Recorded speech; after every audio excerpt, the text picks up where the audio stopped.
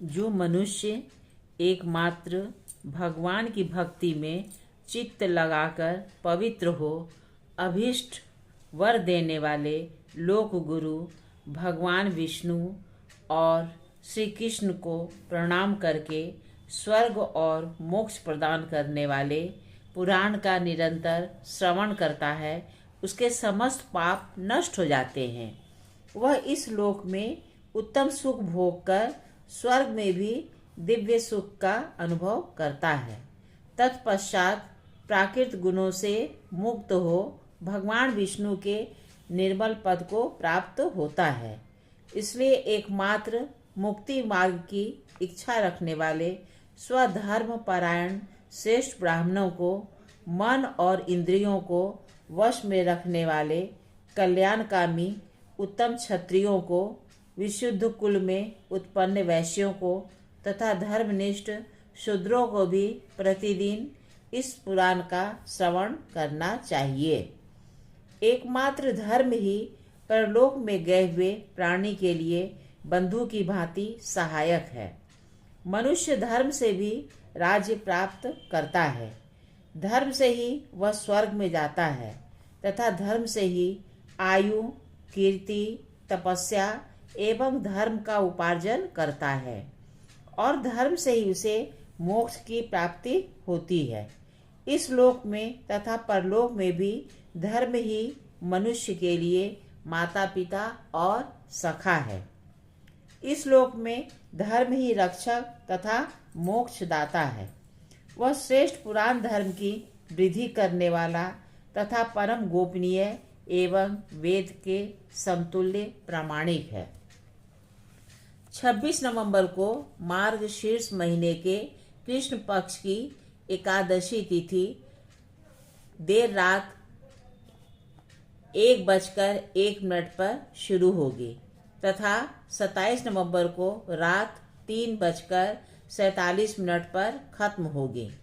पंचांग के अनुसार 26 नवंबर को उत्पन्ना एकादशी का व्रत रखा जाएगा। एकादशी के दिन ब्रह्म मुहूर्त में उठकर स्नान करना चाहिए और व्रत का संकल्प लेना चाहिए। एक वेदी पर भगवान विष्णु और देवी लक्ष्मी की प्रतिमा स्थापित करना चाहिए। भगवान को प्रथम पंचामृत फिर गंगा जल से स्नान कराना चाहिए। फिर पीले फूलों की माला और कमल का फूल अर्पित कर गोपी चंदन तथा कुमकुम का तिलक लगाना चाहिए। पंजीरी और पंचामृत का भोग लगाना चाहिए। विष्णु जी को तुलसी अवश्य चढ़ाना चाहिए, क्योंकि तुलसी पत्र के बिना भगवान विष्णु का भोग अधूरा समझा जाता है। एकादशी की कथा का श्रवण और वाचन करना चाहिए। गरीबों को भोजन कराकर अपने सामर्थ्य के अनुसार दान भी करना चाहिए। एकादशी के दिन चावल नहीं खाना चाहिए, क्योंकि चावल देवताओं का भोजन समझा जाता है। इसलिए उनके सम्मान में चावल न खाने की परंपरा है। इस दिन चावल खाने से पाप भी लगता है। वैज्ञानिक दृष्टिकोण से देखा जाए तो चावल में पानी की मात्रा अधिक होती है। चावल खाने से शरीर में पानी की मात्रा बढ़ जाती है, जिससे मन चंचल हो जाता है और व्रत का पालन करने में दिक्कत होती है। इस संबंध में एक कथा यह भी है कि एकादशी माता का जन्म उत्पन्ना एकादशी को हुआ था। एकादशी देवी का जन्म विष्णु भगवान से हुआ था। उन्होंने असुरों को मारने में भगवान विष्णु की मदद की थी। इससे भगवान विष्णु ने प्रसन्न होकर वरदान दिया कि जो कोई उत्पन्ना एकादशी का व्रत करेगा उसे विष्णु लोक मिलेगा। एक कहानी यह भी है कि उत्पन्ना एकादशी के दिन लोगों के बहुत सारे पाप चावल में छिप गए। इसीलिए उत्पन्ना एकादशी ने चावल को श्राप दिया कि आज के दिन जो कोई चावल खाएगा उसे पाप का भागी होना पड़ेगा। आइए सर्वप्रथम हम पूज्य श्री गणेश जी की कथा सुने। कथा सुनाने के पहले मैं रीता उपाध्याय अपने सभी सहृदय श्रोताओं से प्रार्थना करती हूँ कि कृपया मेरे चैनल को जिसने सब्सक्राइब नहीं किया है वे कृपया सब्सक्राइब करें और लोगों को शेयर कर दें तथा लाइक का बटन भी दबा दें, क्योंकि कथा की समाप्ति के बाद लाइक तथा सब्सक्राइब करना हम लोग प्रायः भूल जाते हैं। कथा सुनिए। कथा इस प्रकार है। एक बुढ़िया माई थी। वह बहुत ही गरीब थी। वह गणेश भगवान की बहुत श्रद्धा भाव से सुबह शाम मंदिर में जाकर पूजन करती थी। उसे आँख से थोड़ा कम दिखाई देता था, फिर भी भक्ति भावना में उसके कोई भी कमी नहीं था। वह आटे और गुड़ का लड्डू बनाकर सुबह शाम भोग लगाती थी। उसके बेटे की शादी को 10 वर्ष बीत गए थे, किंतु उसकी कोई संतान नहीं थी। वह संतान के लिए प्रतिदिन भगवान से विनती करती थी। एक दिन खूब बारिश हो रही थी। बुढ़िया माई मंदिर से लौटते समय खूब भीग गई और उसे बुखार हो आया। दूसरे दिन बुखार में भी वह मंदिर जाकर गणेश जी की पूजा करने लगी। गणेश भगवान को बुढ़िया माई पर बहुत ही दया आई। उन्होंने प्रकट होकर कहा, हे माई, मैं तुम्हारी भक्ति भावना से बहुत ही प्रसन्न हूँ। मांगो, क्या मांगती हो। बुढ़िया तो समझ नहीं पाई कि कौन है, क्योंकि उसे आँख से भी कम दिखता था। तो उसने कहा कि आप कौन हैं। इस पर गणेश भगवान ने कहा कि जिसकी तुम रोज पूजा करती हो मैं वही हूँ। मैं गणेश भगवान हूँ। बताओ तुम्हें क्या चाहिए। सिर्फ एक वरदान मैं तुम्हें दूंगा। बुढ़िया माई ने कहा कि ठीक है, मैं घर में अपने बहू बेटे से पूछकर आपको बताऊंगी। जो वो कहेंगे वो मैं आपसे बता दूंगी। गणेश भगवान ने कहा ठीक है। घर पहुंचकर बुढ़िया माई ने अपनी बहू से कहा। बहू को संतान की बहुत ही लालसा थी। उसने कहा कि अम्मा, भगवान से कहना कि एक सुंदर सा पोता दे। बेटा वहीं पर बैठा था। वह निर्धनता से बहुत ही त्रस्त था। उसने कहा कि नहीं नहीं अम्मा, बच्चे तो आज नहीं कल हो ही जाएंगे। तुम ढेर सारा धन मांग लेना। बुढ़िया ने कहा कि अच्छी बात है। पड़ोस में उसकी एक सहेली रहती थी। उसने अपनी सहेली से भगवान गणेश के बारे में जिक्र किया तो उसकी सहेली बहुत ही शुभचिंतक थी। उसने कहा कि सखी, गणेश भगवान से अपने नेत्र की ज्योति मांग लेना, क्योंकि तुम्हें रास्ता दिखाई नहीं देता है। तुम रोज गिरती पड़ती मंदिर जाती हो और घर आती हो। बुढ़िया ने कहा ठीक है। दूसरे दिन वह मंदिर जाने लगी तो रास्ते में एक रथ आ रहा था। बुढ़िया को ठीक से दिखाई नहीं दे रहा था। वह रथ से टकराते टकराते बची। पास में ही एक साधु महाराज जा रहे थे। उन्होंने देखा कि बुढ़िया माई थोड़ी अनमनी सी जा रही है। उन्होंने पास आकर कहा कि माते, आप इस तरह से लड़खड़ाती हुई क्यों चल रही हैं।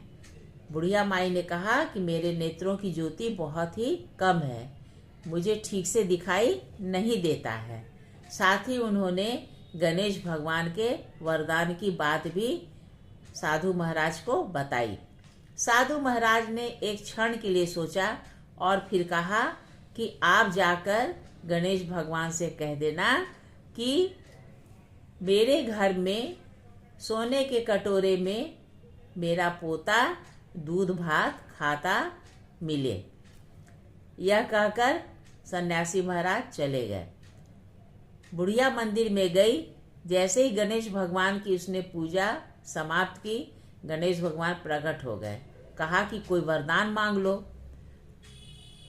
इस पर बुढ़िया माई ने कहा कि ठीक है, आपने कहा है कि कोई एक वरदान मांगो तो मैं एक ही वरदान मांगती हूँ। आप मुझे एक पोता दीजिए जो रोज सोने के कटोरी में दूध भात खाता मुझे दिखाई दे। तब गणेश भगवान खूब खिलखिलाकर हंस पड़े। कहा कि माई तुम बहुत चालाक हो, एक ही वरदान में तुमने सब कुछ मांग लिया। ठीक है, तुम घर जाओ, तुम्हें सब कुछ आज ही मिल जाएगा। अब बूढ़ी माई खुशी खुशी अपने घर की ओर चली। उसके नेत्रों की ज्योति लौट आई थी। वह जल्दी जल्दी जा रही थी। जब अपने घर के पास पहुंची तो उसे अपना घर दिखाई नहीं दिया। उसे बड़ा ही आश्चर्य हुआ। उसने सोचा कि मेरा घर कहाँ चला गया। फिर वह आगे बढ़ने लगी तो उसके बेटे ने आवाज लगाया, अम्मा कहाँ जा रही हो? आओ यहाँ आओ, देखो अपना घर कैसा हो गया है। देखा, एक खूब सुंदर सा महल खड़ा था। तो बुढ़िया को बड़ा आश्चर्य हुआ। बुढ़िया अंदर गई, देखा उसकी बहू एक सुंदर से बालक को अपने हाथ से सोने के कटोरे से दूध भात खिला रही थी। इस तरह से उसके घर में धन धान्य की बाढ़ सी आ गई थी। अब बुढ़िया माई बहुत ही प्रसन्न हुई। आसपास के लोग भी कहने लगे कि वाह माई, किस्मत हो तो तुम्हारे जैसी, एक ही वरदान में गणेश जी ने तुम्हें सब कुछ दे दिया। जैसे गणेश भगवान ने बुढ़िया माई को दिया, वैसे ही सभी को धन धान्य और सुख संतति प्रदान करें। एक बार बड़े प्रेम से बोलिए, गणेश भगवान की जय। आइए अब हम दूसरी कथा का श्रवण करते हैं। मैं ईश्वर से प्रार्थना करती हूँ, श्री कृष्ण भगवान शिव और विष्णु जी से, कि मेरे समस्त श्रोताओं को धन धान्य तथा मोक्ष की प्रदान करें। आइए हम दूसरी कथा का श्रवण करें। ब्रह्मा की रात्रि का अवसान हो रहा था। भगवान विष्णु शेष शैया पर लेटे हुए थे। उन्होंने खेल खेल में अपनी नाभि से एक विशाल कमल उत्पन्न किया और उससे मनोविनोद करने लगे। इसी बीच वहां ब्रह्मा आ पहुंचे। ब्रह्मा ने उनसे पूछा कि आप कौन हैं जो एकार्णव के बीच में इस प्रकार सो रहे हैं। ब्रह्मा के प्रिय वचन सुनकर भगवान विष्णु शैया से उठ बैठे और अपना परिचय देते हुए बोले, सृष्टि का निर्माण मेरे हाथों में है। अब आप भी अपना परिचय दीजिए और यह भी बताइए कि मैं आपका क्या हित करूं। ब्रह्मा ने कहा, जैसे सृष्टि के आदिकर्ता आप हैं, वैसे ही मैं भी सृष्टि का आदिकर्ता हूँ। मुझ में भी सब कुछ स्थित है। आप मेरे उदर में प्रवेश कर सब कुछ देख सकते हैं। भगवान विष्णु उनके मुख में प्रवेश कर गए। वहां उन्होंने 18 द्वीपों एवं 7 सागरों से युक्त 7 लोकों को देखा। इस ऐश्वर्य को देखकर भगवान विष्णु के मुख से निकल गया, इस व्यक्ति की तपस्या का प्रभाव अद्भुत है। ब्रह्मा के उदर से निकलकर भगवान विष्णु ने कहा, ब्रह्मन, आप भी मेरे पेट में घुसकर देखें। भगवान विष्णु की प्रियकर वाणी सुनकर ब्रह्मा उनके उदर में प्रवेश कर गए।